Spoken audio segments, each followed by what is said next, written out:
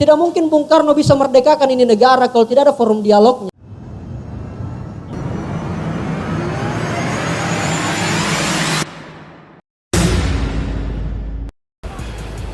Alright, nice people. Sekarang kita ada di Kopi Batas, perbatasan Goa Makassar. Kita akan melaksanakan dialog milenial di Kabupaten Goa dengan tema Milenial Goa Nasibmu Kini. Dan ini ada nanti hadir Ibu Sekda, ada Pak Kadispora, ada 2 anggota Dewan Kabupaten dan Provinsi, dan tentunya saya sendiri sebagai anak muda yang biasa-biasa saja. Kalau begitu ikut bagaimana keseruan dialog sebentar. Let's go.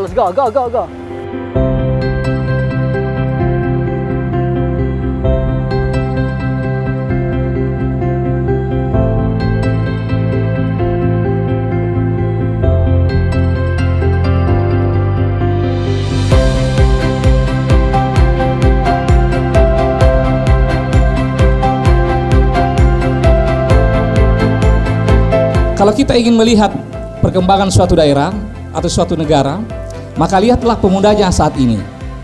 Kalau pemudanya itu mampu untuk mengembangkan suatu usaha, kemudian kreatif, inovatif, dan mampu berinovasi, maka mereka menunjukkan suatu pemuda yang akan maju. Di era milenial sekarang, apa yang dibutuhkan pemuda? Apa yang harus dilakukan pemuda?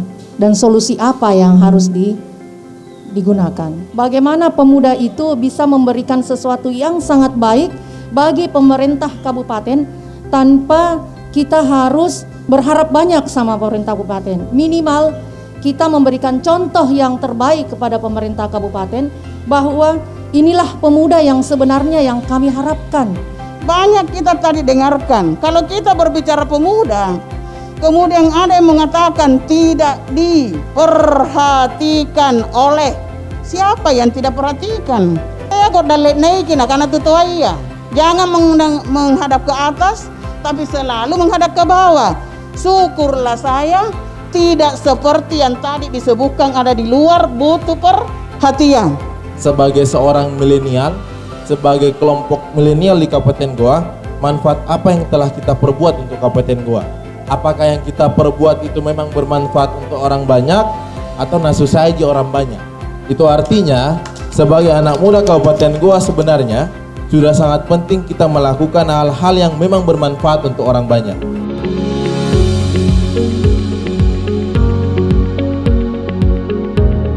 Saya ingin awali bahwa salah satu hadis riwayat Ahmad yang mengatakan bahwa ada 3 doa yang insya Allah sangat mudah Allah kabulkan dan sedang kita laksanakan sebenarnya hari ini.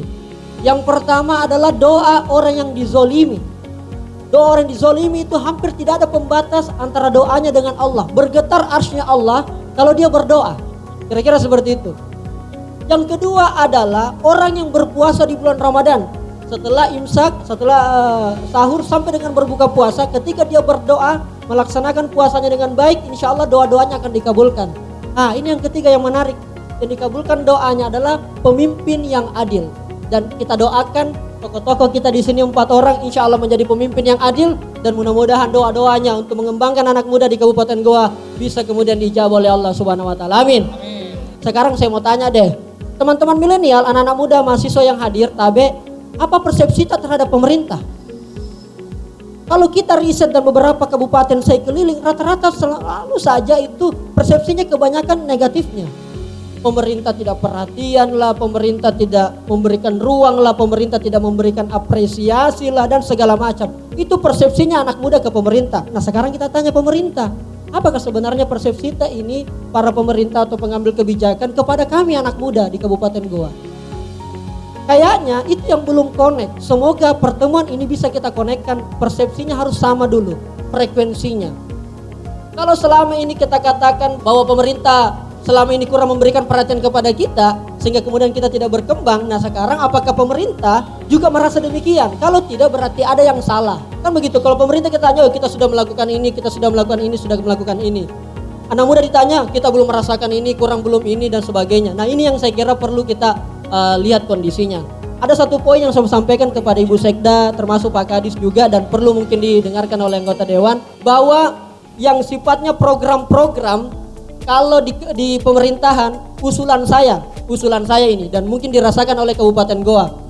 Mungkin perlu direvisi ketika dinas atau pemerintah membuat program. Jangan selalu yang disentuh adalah pemuda-pemuda elit, pemuda yang ada jubah organisasinya, pemuda yang ada PDH-nya.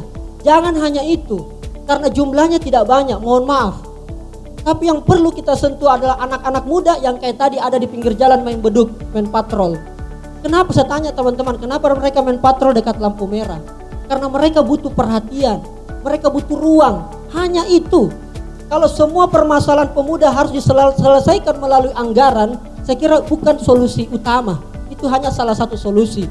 Kalau kita anak muda memberikan penegasan hanya pemerintah saja yang harus memperhatikan kita salah itu sebagai milenial. Karena tidak semuanya pemerintah bisa selesaikan masalah tak.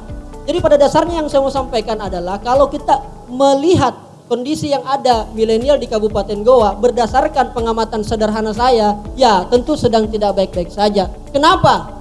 Satu yang saya mau sampaikan, anak muda hari ini bukan hanya dia tidak diberikan ruang, tetapi paling tidak dia krisis figur keteladanan. Tidak ada contoh-contoh yang bisa dia ikuti. Apa yang saya mau sampaikan sama kita kakak, salah satunya adalah, jangan kau selalu mengeluh saja. Ayo perkuat kompetensi kita. Karena dengan itulah dasarnya nanti pemerintah, ternyata mereka anak-anak muda ini tidak manja lagi seperti dulu. Tidak seperti dulu lagi yang harus dinina bobokan dan sebagainya. Perlu ada kompetensi, mereka sudah bisa bikin sendiri. Tinggal pemerintah memberikan ruang yang seluas-luasnya agar kemudian apa yang kita lakukan ini diberikan apresiasi lah, kira-kira begitu. Jangan salah kakak, ada yang salah komen juga di medsos. Dialog terus, seminar terus, zoom terus. Tidak ada.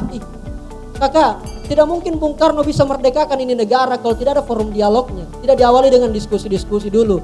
Ini yang saya mau sampaikan kepada mereka yang selalu komen dan selalu nyinyir bahwa dialog terus. Ini perlu diperbanyak kakak Ucang. Harus kasih banyak, kalau perlu sebulan sekali. Supaya si Pangka tahu, si Pangka ingat, si Pangka lebih. Kira-kira satu sama lain. Supaya tidak ada hal-hal negatif di antara kita.